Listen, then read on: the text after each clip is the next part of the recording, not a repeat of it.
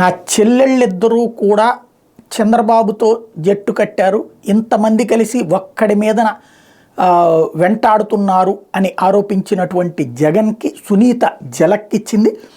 తాజాగా మాజీ మంత్రి వివేకానందరెడ్డి హత్య కేసులో సిబిఐ విచారణ కోరుతూ దాఖలు చేసిన పిటిషన్ ఎందుకు ఉపసంహరించుకున్నావు, నీ పేరు బయటకు వస్తుందని భయపడ్డావా అని సీఎం జగన్ వివేక కుమార్తె సునీతారెడ్డి నిలదీశారు. నాన్న తర్వాత అంతటి వారైన చిన్నాన్న వివేకానందరెడ్డి 5 ఏళ్ల తర్వాత ఎన్నికలప్పుడే గుర్తొచ్చారా? వివేకం చిన్నాన్న అంటున్నావు, బంధుత్వానికి అర్థం తెలుసా నీకు? నీ మామను ముద్దుగా మామ అని పిలుస్తావుగా, నాన్న తర్వాత నాన్న లాంటి చిన్నాన్న చనిపోతే కుట్రను తేల్చాల్సిన నువ్వు నాపైనే కేసులు పెట్టించడం ఎంతవరకు న్యాయం అని నిలదీశారు. అవినాష్ రెడ్డి బెయిల్ రద్దు, వైఎస్ భాస్కర్ రెడ్డి, ఉదయ్ కుమార్ రెడ్డి, సునీల్ యాదవ్ల బెయిల్ పిటిషన్ల విచారణ సందర్భంగా గురువారం హైకోర్టుకు వచ్చిన సునీతారెడ్డి అనంతరం మీడియాతో మాట్లాడారు. చెల్లెలు కోర్టుల చుట్టూ తిరుగుతూ ఉంటే అమ్మ నేనున్నానని అండగా నిలవాల్సిన నువ్వు నాపైనే కేసులు పెట్టిస్తున్నావా?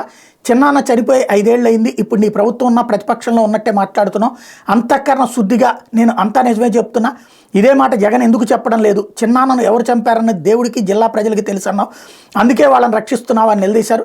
చంపినోడు జైలుకి వెళ్లకుండా బయట తిరుగుతున్నాడని అంటున్నారని, చంపినట్టు నమ్ముతున్నప్పుడు ఎవరు చంపించారో దస్తగిరి చెప్తుంటే ఎందుకు నమ్మరని జగన్ సునీత సూటిగా ప్రశ్నించారు. వైఎస్ భాస్కర్ రెడ్డి, అవినాష్ రెడ్డిలు కుట్ర పన్నారని చెప్పినా ఎందుకు వెనకేసుకొస్తున్నారని అడిగారు.